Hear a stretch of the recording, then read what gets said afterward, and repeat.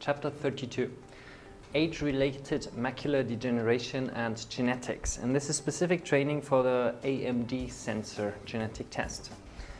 Now, macular degeneration, just a quick overview, is the most common cause of blindness in people over 60. And it is a gradual degeneration of the retina, the light-sensitive cells in your eye. And as you can see here, it starts exactly where you want to look. So in the center field of vision, it becomes blurry, it becomes gray, and eventually you don't see anything anymore. And this begins to spread out from there. And you will always, or most people always, retain vision or this outside field of view, but they cannot read or anything like this.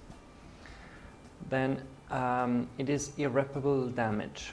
So once the damage has been done, it's usually impossible to recover the function.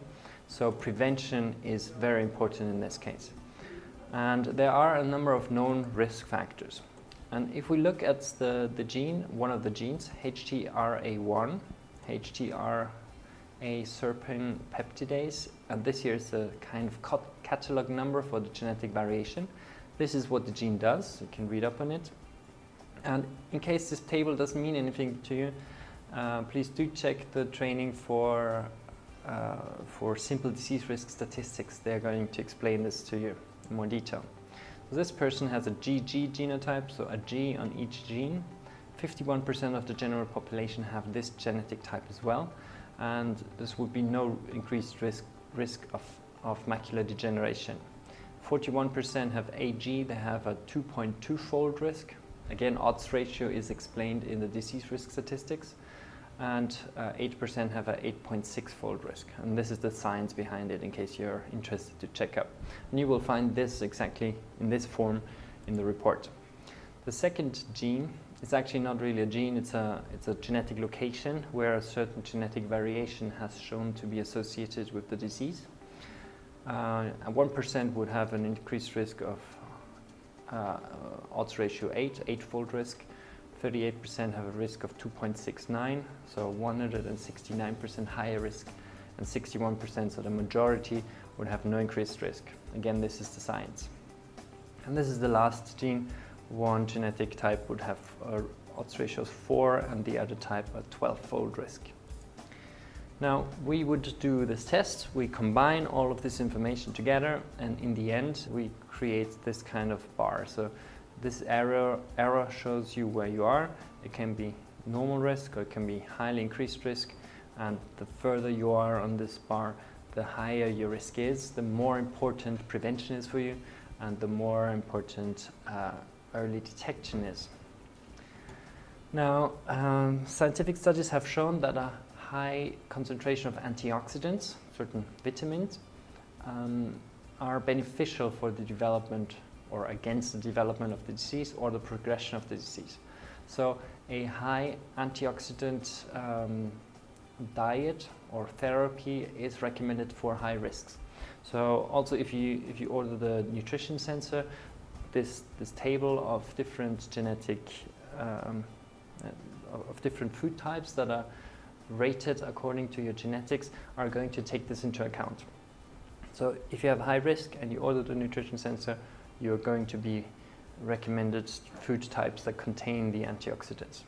And in addition, we do have this supplement where we take all of these antioxidants in the right dosage based on your genetic risk and make sure that you do get the right dosage of each one of these vitamins.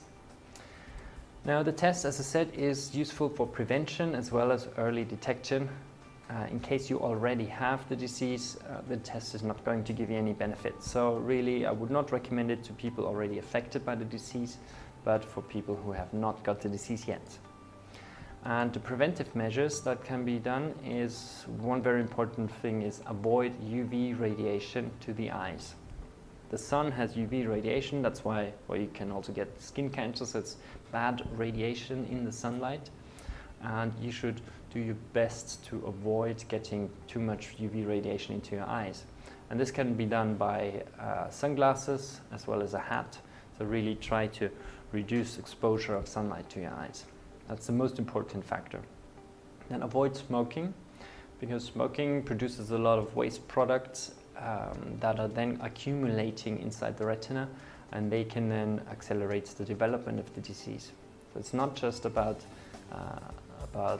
lung cancer, but smoking has a number of other detrimental effects as well. Then you should follow an antioxidant therapy, so eat lots of food that contains high amounts of antioxidants. And this is the prevention. So if you do this, you can reduce your risk.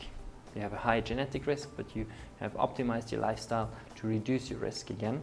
And early detection is the next part. With early detection, there is a self-test that you can do. And this is actually part of the report. You will find it in the report. And if this test shows you that you have the first signs of the disease, you can immediately go to your doctor and begin timely treatment to slow the progression of the disease and maybe stop it completely. And this here is the test. And the instructions are in the report, but what you do is you hold this grid around 30 centimeters, about a foot, in front of your eyes. You close one eye with your hand and you look at the dot in the middle. And then you see if any of the lines that you see are, if they're all straight, which is good, or if they are kind of wavy. And if they're wavy, that might be the first signs of a change in your retina, and then you should go and talk to your doctor immediately. And then you do the same for the other eye. And if you do this regularly, maybe once a week, you will find the first changes immediately, talk to your doctor, and then you can get the best possible treatment because you recognize it in time. As I said, if you wait until you have the first vision problems, these are very likely not to go away anymore. That's the end of chapter 32, Macular Degeneration and Genetics as Specific Training for the AMD Sensor Genetic Test.